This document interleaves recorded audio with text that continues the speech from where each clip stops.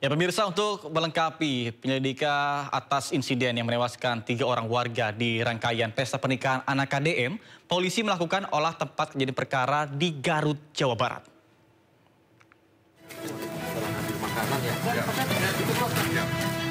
Polisi menggelar olah TKP pesta rakyat yang berujung maut. Kapolda Jawa Barat Irjen Pol Rudi Setiawan mengecek langsung gerbang utama tempat tragedi, warga berkerumun dan berdesak-desakan, serta alur pembagian makanan gratis. Selain itu, Kapolda juga menanyakan langsung kepada sejumlah petugas keamanan terkait sistem keamanan saat acara berlangsung. Penyelidikan yang dilakukan kepolisian untuk mengungkap apakah ada unsur kelalaian ataupun tidak, serta siapa saja yang harus bertanggung jawab atas insiden tersebut. Secepatnya kita lagi akan mengumpulkan informasi-informasi lain, sehingga ketika nanti adanya pemanggilan atau proses penyelidikan itu kita sudah mempunyai data yang cukup. Saya rasa itu dulu ya. Kita sudah fokus kepada penanganan, membantu korban dan lain sebagainya.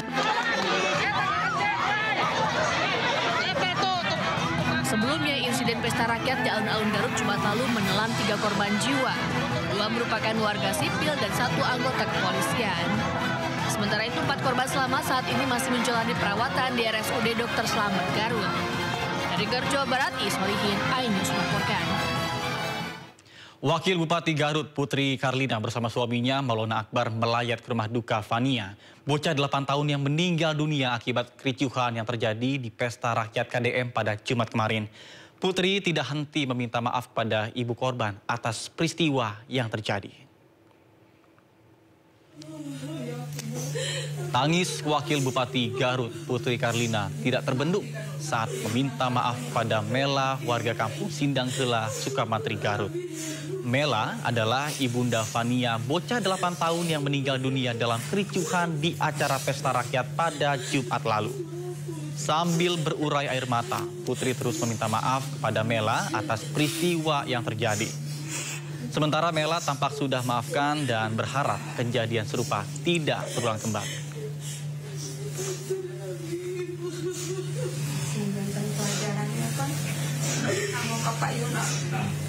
Anak dan menantu Gubernur Jawa Barat Deddy Mulyadi, Maulana Akbar dan Putri Karlina menyangkal menggelar pesta rakyat. Pasangan ini pun menyebut tidak tahu menahu terkait dengan pemberian makan gratis yang dihadiri oleh ribuan warga. Juga yang memang menjadi bingung kami berdua adalah dari mana munculnya nama pesta rakyat ini. Tapi mungkin rekan-rekan bisa menilai sendiri dari media sosial. Statement itu pertama kali muncul dari siapa? Jejak digital mudah untuk dicapai. Karena yang ada kami itu membuat itu adalah hiburan rakyat. Artian hiburan dan pesta itu kan sangat berbeda secara konotasi kata. Bahwa hiburan itu bagaimana kita bisa menghibur masyarakat. Kalau pesta itu konotasinya berbeda daripada kata hiburan. Betul. Jadi acara yang sebenarnya ada tadi yang dibilangnya porsi makanan yang belum keluar. Dan kami ingin masyarakat kalaupun ada yang mau makan silakan datang. Tapi tidak diumumkan. Ada perkataan saya, jangan diumumkan, ini bisa bahaya. Jangan diumumkan, karena menindaklanjuti informasi dari masyarakat, oh makan gratis gitu ya, itu saya tidak pernah mengkonfirmasi itu. Saya tidak pernah mengumumkan, kalau boleh cari di media sosial saya tidak pernah mengumumkan. Tapi kami memfasilitasi kalau ada yang misalnya tanya, Bu katanya ada makan gratis, oh ini bohong. Nah saya memfasilitasi itu, tapi tidak mengumumkan sama sekali. Kita tidak dalam sengaja menyediakan event yang namanya makan gratis. Itu harus garis bawahi ya. Itu makanan digelar di situ dikarenakan memang porsi makanan yang masih banyak sangat berlebih. Lalu kita sajikan di situ, ya mangga tinggal dimakan. Karena kan kita pun menyadari bahwa di situ banyak petugas, banyak warga. Ya memang itu. Senada dengan anak dan menantunya, Gubernur Jawa Barat Deddy Mulyadi juga tidak mengetahui acara makan gratis dalam rangkaian pernikahan putrinya. Bahkan ironisnya dirinya justru mengatakan hal sebaliknya dalam video yang diunggah di media sosial anaknya. Maksud kami miliknya. Ketika diwawancara atas kejadian naas pesta rakyat pernikahan anaknya, KDM mengaku tidak mengetahui ada acara makan-makan untuk warga. KDM menyatakan hanya mengetahui bahwa akan ada acara pesta seni untuk masyarakat. Namun, pernyataan tersebut bertentangan dengan apa yang diucapkannya dalam video yang diunggah di media sosial KDM. Dirinya secara tegas mengatakan bahwa pada tanggal 18 Juli masyarakat dipersilakan untuk makan bersama hingga akhirnya membuat masyarakat antusias dan berbondong-bondong menuju Pendopo Garut dan berakhir secara tragis. Ini pare 9 jenis. Oh, terus pohon. Jadi untuk warga dilaksanakan tanggal 18. Untuk warga ya.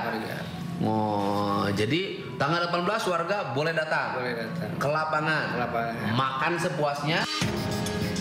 Makan sepuasnya. Betul. Nonton sepuasnya. Betul. Tertawa sepuasnya. Betul. Nah, saya tidak tahu bahwa ada acara syukuran bersama warga, kemudian warga diundang makan bersama. Tetapi karena itu peristiwanya sudah terjadi, maka saya menyampaikan turut berduka cita. Semoga almarhum dan almarhumah diterima iman Islamnya, diampuni segala dosanya, kemudian ditempatkan di tempat yang mulia di sisi Allah Subhanahu wa taala. Informasi lainnya pemirsa, anak bungsu Joko Widodo Kaisang Pangarep kembali terpilih menjadi Ketua Umum Partai Solidaritas Indonesia atau PSI. Kaisang akan menahkodai partai bergambar gajah untuk periode 2025 hingga 2030.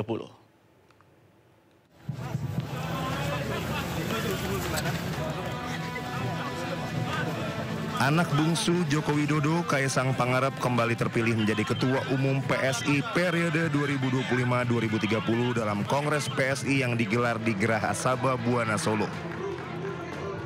Kaisang melesat dengan 65,28% suara mengalahkan dua pesaingnya Ronald Ariston Sinaga 22,23% dan Agus Mulyono Herlambang 12,49%.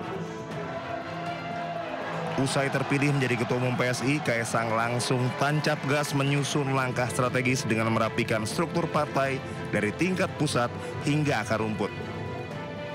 Kaisang pun menjelaskan logo baru PSI yang bergambar gajah dari sebelumnya bergambar bunga mawar di bawah kepemimpinannya. Saya sekarang punya waktu yang jauh lebih banyak dibandingkan periode sebelumnya. Saya sekarang punya waktu 4 tahun sebelum pemilihan legislatif ke depannya. Secara filosofi, gajah itu tidak akan mengamuk ketika diserang maupun tidak diserang. Gajah selalu defensif. Gajah mungkin memang bukan raja hutan. Gajah adalah pelindung dari hutan. Kaisang menambahkan tim formatur akan segera bekerja menyusun kepengurusan baru dan membuka pintu selebar-lebarnya bagi kader baru untuk bergabung dalam perjuangan PSI 5 tahun ke depan.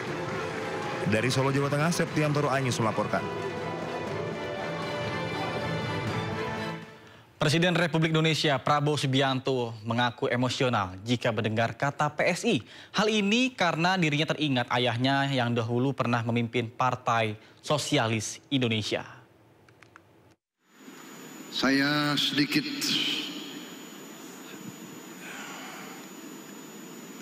emosional kalau mendengar kata-kata PSI.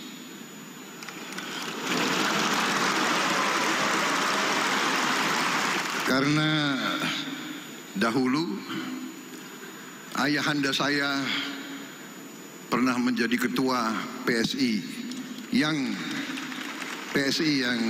lama, PSI versi lama, yaitu Partai Sosialis Indonesia. Sekarang ada penerusnya Partai Solidaritas Indonesia.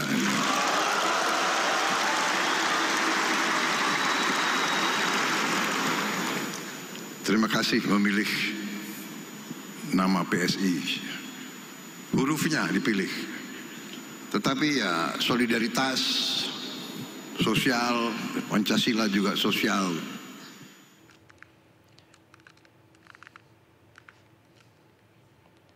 Pemirsa, Prabowo juga memuji Intel PSI yang dinilai bisa mengetahui salah satu hewan kesayangannya adalah gajah. Prabowo juga menyatakan bahwa akan membangun konservasi gajah di Aceh. Lambang gajah, gagah perkasa. simbol kuat penuh makna. PSI hadir membawa rasa untuk rakyat. Ayo berjuang bersama.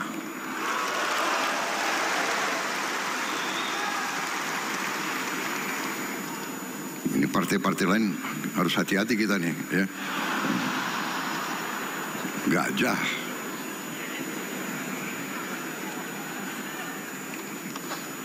Saudara-saudara, saya tidak mengerti. Ini PSI intelnya bagus sekali. Jadi PSI ini kok bisa membaca isi hatinya Presiden Republik Indonesia. Ini saya tidak ngarang. Banyak yang dekat sama saya tahu betapa salah satu binatang yang paling saya sayang adalah gajah.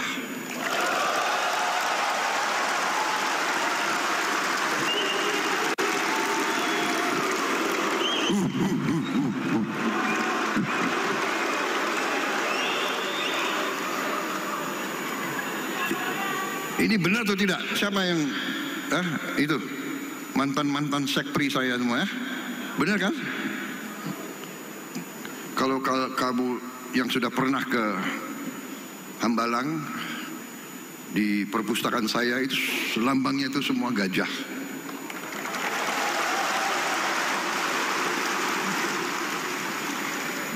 Dan saksinya Menteri Kehutanan dan mungkin Menteri Lingkungan Hidup, saya sedang mempunyai rencana untuk membangun konservasi gajah.